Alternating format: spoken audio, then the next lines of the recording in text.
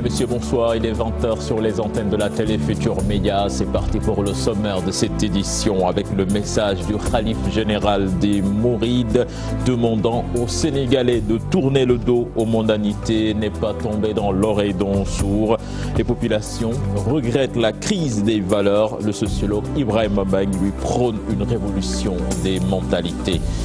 L'initiative du gouvernement de réprimer les indisciplinés du net cache-t-elle une volonté de vouloir restreindre les libertés individuelles? Les avis sont partagés. Le président du groupe parlementaire de Benno Bokk Yakaar se dit prêt à voter la loi. Et puis la Banque mondiale met sur la table 60 milliards de francs CFA pour la construction de la ligne haute tension Kay-Tambacounda. L'OMVS veut ainsi évacuer de l'énergie vers la Sénélec. Voilà le sommaire de ce 20h. Dans quelques instants de développement.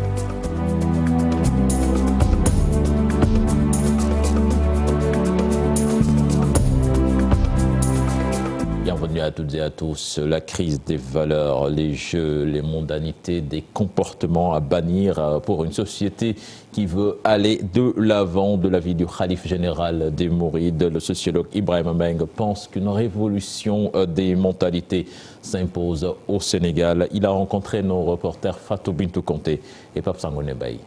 Le discours du Khalife général des Mourides interpelle tous Sénégalais. Serigne Mountakha Bassirou Mbacké décrit le comportement actuel de certains Sénégalais qui n'honorent nullement l'image de la nation. C'est un discours bien à propos qui vient à son heure, parce qu'aujourd'hui la société sénégalaise est traversée par des crises de plus en plus manifestes. Surtout au niveau de la jeunesse. Je pense qu'il faut être aveugle pour ne pas s'apercevoir effectivement que la société sénégalaise est en dérive par rapport à beaucoup d'antivaleurs qui commencent à prendre le dessus sur des valeurs et sur le fonctionnement normal d'une société. Une crise des valeurs due par plusieurs facteurs qui va finir, selon ce sociologue, par anéantir cette jeunesse en manque de repères et de modèles. La crise du modèle éducatif. Les modèles éducatifs aujourd'hui, les modèles éducatifs ne sont plus fonctionnels. En tout cas, ne mettent pas l'accent sur l'éthique, sur les valeurs, et nous avons une course effrénée à l'enrichissement. Aujourd'hui, ces modèles mettent plus l'accent sur la réussite matérielle, sur la réussite scolaire, sur l'instruction, beaucoup plus sur l'éducation, sur l'éthique. Donc nous avons des modèles éducatifs, n'est-ce pas, qui sont eux-mêmes, n'est-ce pas, défaillants. Et c'est l'État qui risque d'en pâtir si certains comportements ne sont pas vaincus à temps. Ça ne peut pas développer un pays, c'est très grave, parce que la première conséquence, c'est nous n'avons plus des personnes, des valeurs pour défendre l'intérêt général. Nous avons une caporalisation des institutions, nous avons des détournements, nous avons une société qui ne fonctionne pas, nous avons justement qui ne veulent pas travailler, les personnes les moins importantes, qui devaient être les moins importantes aujourd'hui, sont au devant de la scène. Une révolution des mentalités s'impose dans ce monde en profonde mutation. Aucun pays ne peut se développer en privilégiant le divertissement. Ces propos du Khalife général des Mourides ont été bien accueillis par les populations qui regrettent la création de nouvelles danses parfois obscènes qui font parler sur les réseaux sociaux. C'est ce que nous allons voir dans ce sujet signé Koumba Matelot et Tierno Laurent Mendy. Au Sénégal, on assiste de plus en plus à une crise des valeurs. Des scènes de danse obscènes, parfois même choquantes, sont diffusées à longueur de journée dans les médias. Un véritable phénomène de société. Aujourd'hui, on est en train de pousser la tendance vers cette folklore qui ne nous ramène à rien du tout. Au contraire, au moins, avec la création de certaines danses qui ne correspondent pas à nos mœurs. Moi, je pense que c'est vraiment là où doit se poser le débat. Une situation amplifiée par l'impact des réseaux sociaux. Ça n'apporte rien à la société. Bon, je pense que c'est l'effet des réseaux sociaux. Ce sont des choses qu'il va falloir réglementer. Il y a beaucoup de dérives au Sénégal. Bon, toutes ces dérives sont constatées au niveau des réseaux sociaux. Il faut que les autorités prennent l'affaire à bras le corps. Des dérives qui doivent être sanctionnées par une réglementation de l'usage des réseaux sociaux selon ces Sénégalais. Bon, il faut devoir réglementer les réseaux sociaux Et il faut que la brigade des morts aussi fasse son travail correctement. Et c'est qu'il faut qu'il y ait moins d'intervention au niveau de la police, au niveau de la gendarmerie. Les gens font ce qu'ils veulent quand on va à la gendarmerie, à la police ou au tribunal. Les gens interviennent, bon, l'affaire est, on passe l'éponge et puis à un moment donné, bon, ça devient du n'importe quoi. C'est ça, par sa culture qu'on respecte un peuple. Et je pense qu'aujourd'hui, avec la musique, on est en train de passer à côté. Jadis instructive, la danse est devenue aujourd'hui un moyen de perversion de la jeunesse. Les gouvernants, de même que les autorités religieuses, tirent la sonnette d'alarme. Et puis Aïmeroning, prête à voter la loi sur la réglementation de l'utilisation des réseaux sociaux. Le président du groupe parlementaire Benno Bokk Yakaar trouve lâche de la part de certains de se cacher derrière un clavier pour insulter. Il était à Simbanding Brassou pour présenter ses condoléances à la famille de feu Malamine Gomis. Je vous propose de l'écouter. Ses propos sont recueillis par Bakary Konté. Nous sommes d'accord avec le président de la République. Je crois que la posture de lâcheté, c'est d'abord de se mettre derrière un écran et d'insulter des gens comme ça gratuitement. Je crois que autant les nouvelles technologies de l'information et de la communication peuvent accélérer notre processus de connaissance, autant ils peuvent détruire. Et je crois que nous avons le devoir de nous protéger parce que nous avons un pays avec des règles de fonctionnement, avec quand même des réalités sociologiques, des réalités historiques. Et ce que les gens ne peuvent pas vous dire en face, c'est une lâcheté extrême que de pouvoir se mettre derrière un clavier et de le dire parce que vous savez simplement que vous êtes dans l'anonymat le plus pur. Puis se toller autour de la décision d'interpréter tout auteur, d'interpeller tout auteur d'injures sur Internet, une loi qui cache la volonté de vouloir restreindre les libertés individuelles pour certains qui ne cautionnent pas malgré tout les insultes sur les réseaux sociaux. Selon eux, si force doit rester à la loi, elle doit être applicable à tout citoyen. Un dossier signé Adi Atala et Tierno Laurent Mendy. La décision de punir les auteurs des propos injurieux sur la toile agrée certains qui pensent que les dérives verbales sont inacceptables. Nous perdons certaines valeurs. C'est pour cela que vraiment tout le monde abonde dans ce sens. Nous ne savons pas les injures, nous ne savons pas manquer de respect à celui qui est beaucoup plus âgé que toi. Ce n'est ni dans nos traditions, ni dans nos habitudes. Alors, il ne faudrait pas que ça dépasse les bornes, il faudrait mettre un terme à tout cela. Même si d'aucuns ne cautionnent pas les atteintes à la dignité d'honnêtes citoyens, ils soupçonnent cependant un agenda caché. Il y a peu, on a parlé de l'article 27 qui concerne les réseaux sociaux, etc., qui a fait peur. Est-ce que ça fait partie d'un agenda caché? Je n'en sais rien. Il ne faut pas faire l'amalgame, c'est-à-dire profiter de cette occasion pour restreindre les libertés démocratiques des citoyens, c'est pas bien. Ce qui inquiète justement, c'est à la veille d'élections démocratiques, où il y a un débat et les gens doivent dénoncer les uns et les autres de ce qu'ils ont fait de mal. D'autres craignent que le fait de vouloir punir certains actes risque de créer l'amalgame. Est-ce qu'aujourd'hui, c'est utile de poursuivre 2000 personnes qui disent la même chose? Si on va trop facilement en prison, mais à la limite, est-ce que ce ne sera même pas une forme de bravoure que d'aller en prison? Je pense qu'il faut aussi, à mon avis, faire des poursuites opportunes, des poursuites qui servent l'intérêt de la justice. D'où l'urgence pour les autorités et les administrateurs de sites internet à faire preuve de prudence. Sonko, qui a été insulté, et j'attends une réaction.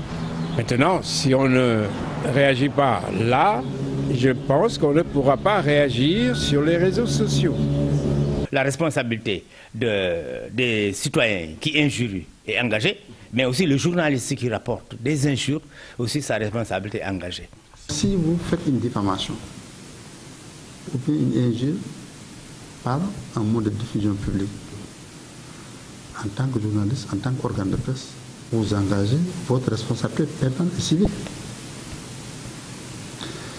Parce que vous serez poursuivi comme l'auteur. Et l'auteur des propos sera poursuivi comme complice. Sévir ou ne pas sévir, là n'est pas la question. Les citoyens vont-ils être tous égaux devant la loi qui est impersonnelle pour éviter le deux poids deux mesures afin d'assainir les réseaux sociaux et mettre fin à certaines dérives?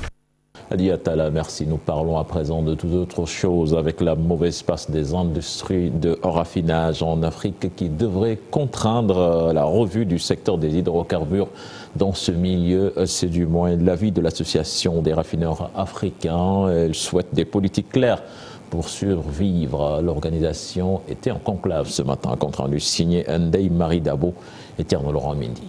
Investir dans le secteur de la raffinerie, un des problèmes que rencontrent la plupart des sociétés de transformation des produits d'hydrocarbures en Afrique. Nos gouvernements n'ont pas toujours les moyens de le faire parce qu'il y a tellement de priorités sur le social, l'éducation, la santé, les infrastructures tout simplement, l'agriculture, mais il est aussi un problème important parce que notre secteur privé en Afrique, particulièrement dans la zone UEMOA, n'est pas encore très dynamique dans le secteur des hydrocarbures.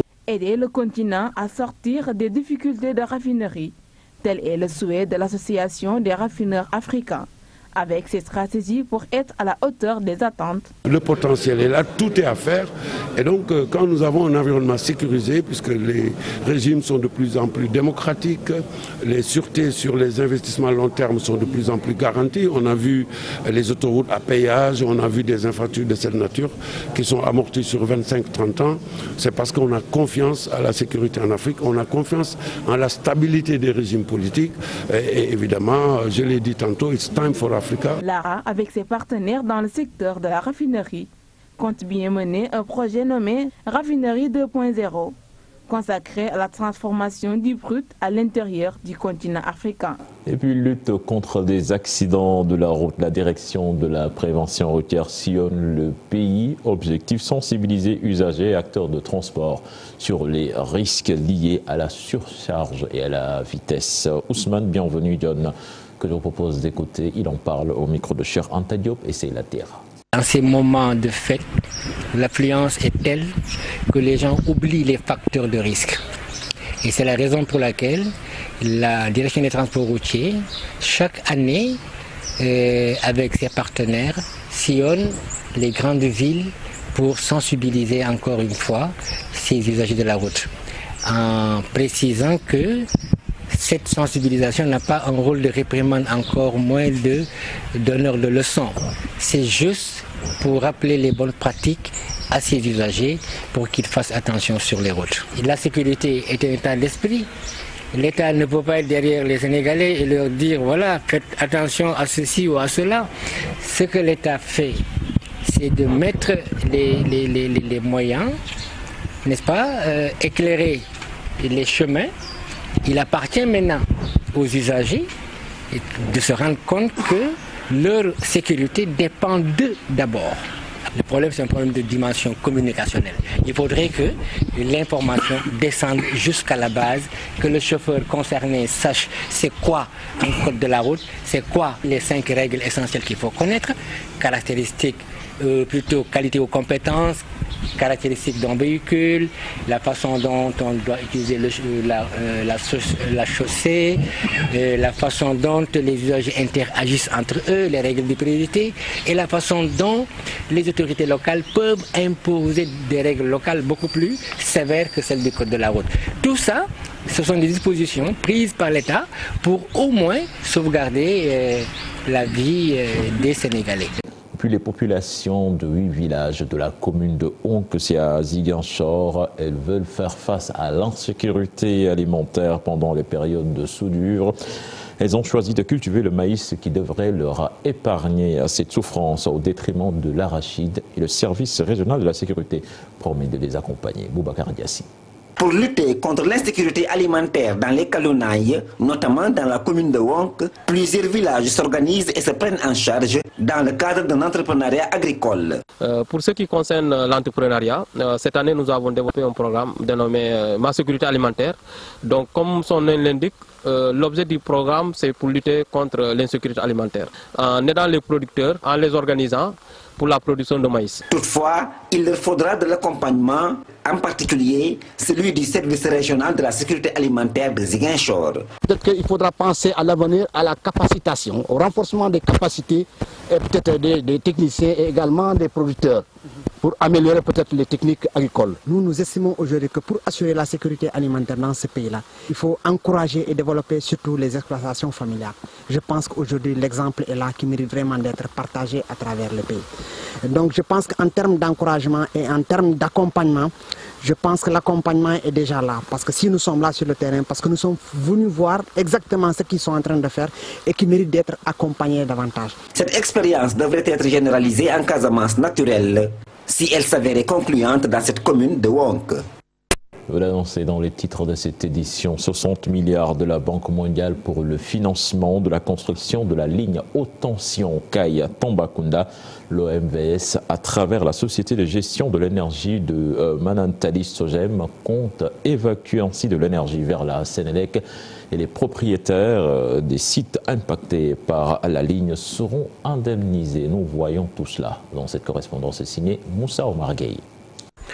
Kay au Mali, Tambacounda au Sénégal, il est prévu sur une distance de 288 km la réalisation d'une ligne haute tension pour évacuer les énergies des centrales de l'OMVS, l'Organisation pour la mise en valeur du fleuve Sénégal, vers le réseau de la Sénélec. Le coût du projet, 60 milliards de nos francs.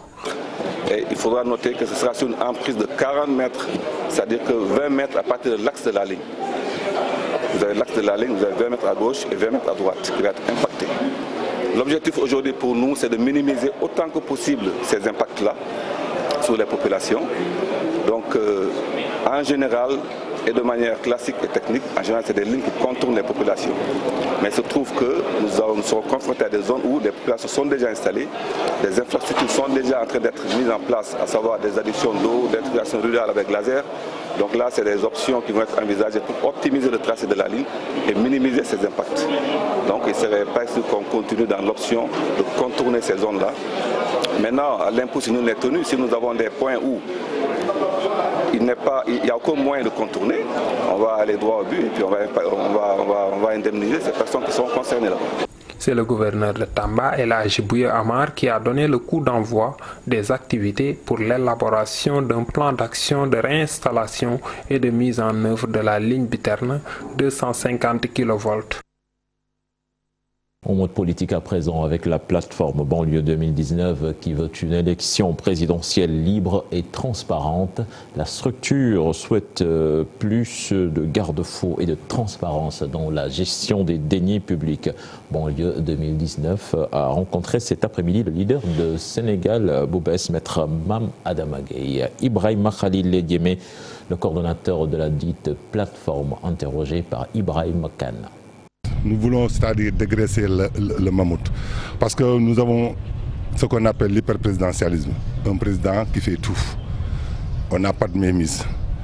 Ce que je n'accepte pas entendre souvent, c'est les caisses noires. Quelque chose qui est noir, c'est quelque chose qui est lugubre. On ne peut pas le contrôler. On ne peut pas comprendre des honnêtes citoyens passent tout le temps à travailler, à payer des taxes, et qu'une frange partie de la population qui se réclame des politiciens utilise cet argent à des fins politiques, ou bien à des fins qui n'ont aucune justification. C'est pour ça que cette plateforme s'est réveillée, qui regroupe 15 partis politiques. Il y a des mouvements de citoyens à l'intérieur. Moi, le coordinateur, je suis le coordinateur, je suis de la société civile. Mais je me suis amassé dans cette foule. On se comprend, on se réunit, on se respecte et on est en train de mettre des jalons énormes pour pouvoir sécuriser le Sénégal. Culture à présent avec l'association des écrivains du Sénégal qui est fin prête pour l'organisation de la journée de l'écrivain. Le thème cette année, littérature, démocratie et pouvoir, avec comme invité l'Égypte et la Gambie. Le vice-président de l'association, le colonel Momar Gueye, que je vous propose d'écouter, il est au micro d'Aïssatou Paye. Littérature, démocratie et pouvoir. Parce que comme vous le savez, les écrivains ont toujours leur mot à dire. Les gens pensent que l'écrivain s'arrête à l'écriture d'un livre ou la publication d'un livre, mais nous, indépendamment des livres que nous publions, nous contribuons toujours au niveau de la presse pour parler de questions qui intéressent le peuple sénégalais.